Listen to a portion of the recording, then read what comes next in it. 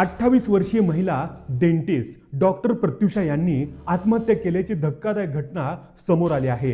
एवढं शिक्षण, प्रतिष्ठा, 2 लहान मुले, पण नवऱ्याच्या अफेअरनं एका सुशिक्षित महिला संपून गेली।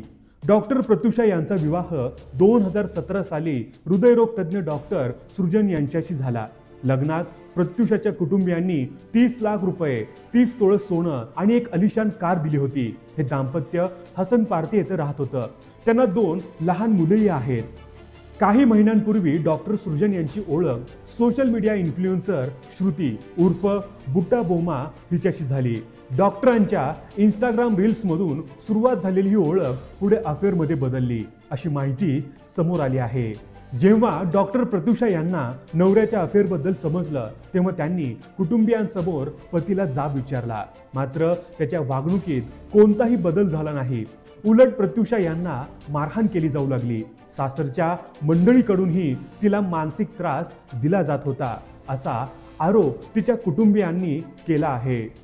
सोमवारी सकाळी पती आणि मुले शेजारी असतानाच डॉक्टर प्रत्युषा यांनी राहत्या घरी आत्महत्या केली। डॉक्टर असूनही अशा टोकाच्या निर्णयावर त्या पोहोचल्या, हे मन हेलावून टाकणार आहे। डॉक्टर प्रत्युषा यांच्या आत्महत्येनंतर कुटुंबियांनी डॉक्टर सृजन आणि इन्फ्लुएन्सर श्रुती यांच्या विरोधात पोलिसात तक्रार दाखल केली आहे। पोलिसांनी या दोघांवर गुन्हा दाखल करत सृजन यांना चौकशीसाठी ताब्यात घेतलं आहे। एक अफेअर आणि एका डॉक्टर मातेचं आयुष्य संपलं। दोषींवर कारवाई होणार का, की नेहमीप्रमाणे प्रकरण दाबलं जाणार? या घटनेमुळे हनमकोंडा जिल्ह्यात हळहळ व्यक्त केली जात आहे। तर मित्रांनो, या व्हिडिओबद्दल तुमचं मत काय आहे हे आम्हाला कमेंट करून जरूर कळवा।